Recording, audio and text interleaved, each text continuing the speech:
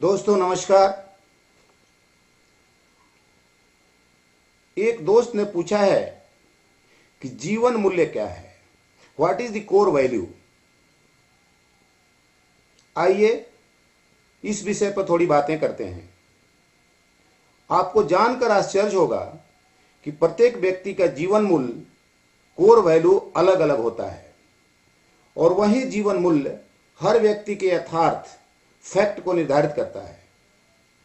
सबसे बड़ी बात यह है कि वह जीवन मूल्य अदृश्य हिडन होता है, साधारणतः प्रत्यक्ष रूप से दिखाई नहीं देता, इसलिए उसका विश्लेषण एनालिसिस इतना आसान नहीं होता।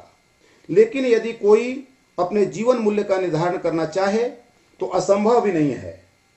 लेकिन बिना जाने पहचाने यदि कोई व्यक्ति इस संसार में कूद पड़ता है तो कभी कभार कोई बिरला सफल हो पाता है, लेकिन अधिकतर लोग असफल हो जाते हैं। हर युग में इस जीवन मूल्य को बताने वाले मौजूद होते हैं, खुद अपने जीवन मूल्यों को ढूंढते हैं और बाद में लोगों का मार्गदर्शन करते करते पारंगत एक्सपर्ट हो जाते हैं। साधारणतः इस दुनिया में दो तरह के कोर वैल्यू वाले लोग पाए जाते हैं। पहला जो सुरक्षा सिक्योरिटी के मसीहा और दूसरा स्वतंत्रता फ्रीडम के आकांक्षी होते हैं। पहले कैटेगरी के लोग हमेशा किसी के अधीन रहकर काम करना पसंद करते हैं और पूरी जिंदगी नौकरी बदलते रहते हैं। हालांकि ये लोग अपने फील्ड के मास्टर होते हैं। चूंकि ये लोग एक्सपर्ट मास्टर होते हैं, इसलिए ये लोग किसी दूसरे पर भरोसा ट्रस्ट फेथ नहीं कर पाते। ये सोचते हैं कि मेरे जैसा अच्छा काम करने वाला कोई दूसरा नहीं हो सकता। इसी कारण बस पूरी जिंदगी ये दूसरे वर्ग जिनका कोर वैल्यू स्वतंत्रता होता है, उनके घर में नौकरी करते रहते हैं और गुलाम बने रहते हैं। आज ऐसे लोगों का हर क्षेत्र में बाहुल्य है। ये लोग सबसे पहले तो इगोइस्टिक, दंभी, अहंकारी, घमंडी होते हैं। दूसरे संकालू, डाउटफुल और डरपोक, कावर्ड भी। लेकिन जिन लोगों का कोर वैल्यू स्वतंत्रता होता है, वे किसी भी कीमत पर दूसरे के अधीन रहकर काम करना नहीं पसंद करते। वे अपनी मंजिल खुद तय करते हैं और उसको प्राप्ति के लिए खुद मार्ग का निर्धारण करते हैं। ये भीड़ का हिस्सा नहीं, बल्कि जहां वे जाते हैं भीड़ उनके पीछे हो जाती है। ये लोग विजनरी, दूरदृष्टा होते हैं। ये लोग अच्छी तरह प्रकृति के नियम, लॉ ऑफ नेचर को जानते हैं और ये लोग लॉ ऑफ डिलेड ग्रेटिफिकेशन पर काम करते हैं। इनको अपने लक्ष्य की प्राप्ति की उतनी जल्दी नहीं होती जितनी दूसरे वर्ग के लोगों को होती है। ये लोग बहुत जल्दी दूसरे के कैटेगरी के लोगों को पहचान लेते हैं।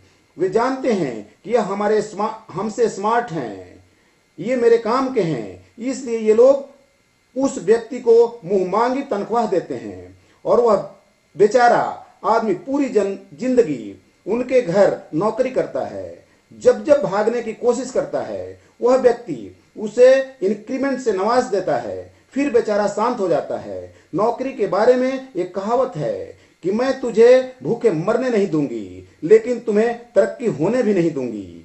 ऐसे लोगों की आज बिल गेट, धीरूभाई अंबानी, रतन टाटा के यहाँ भीड़ लगी है। ये लोग जीवन में जोखिम लेने के साहस नहीं कर पाते, इसलिए पूरी जिंदगी दूसरे वर्ग के घर में नौकरी करते हैं और गुलाम बने रहते हैं। हालांकि ये लोग लाखों कमाते हैं, लेकिन ये कभी बिल गेट और धीरूभाई अंबानी नहीं बन पाते।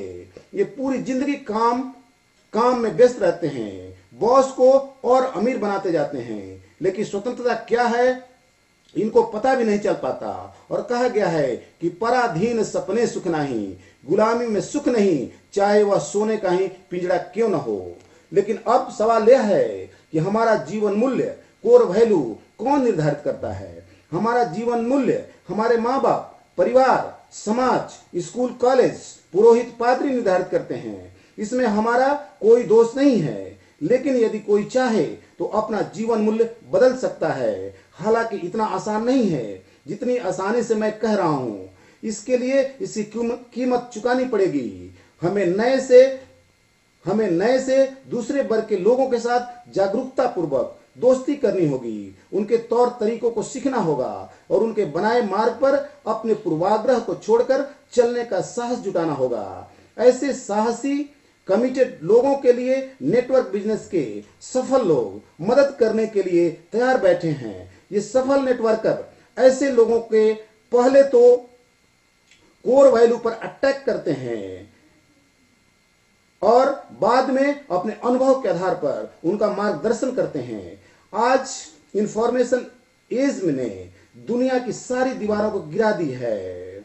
अब इस दुनिया में मात्र एक दीवार शेष बची है, वह दीवार है अमीरी और गरीबी का, और नेटवर्क बिजनेस का एजुकेशन सिस्टम उस दीवार को गिराने के लिए कटिबद्ध है। आए मिलजुल कर भारत के सपने विश्व कुटुंबकम के नारे को साकार करें। धन्यवाद, थैंक यू, खुदा हाफिज।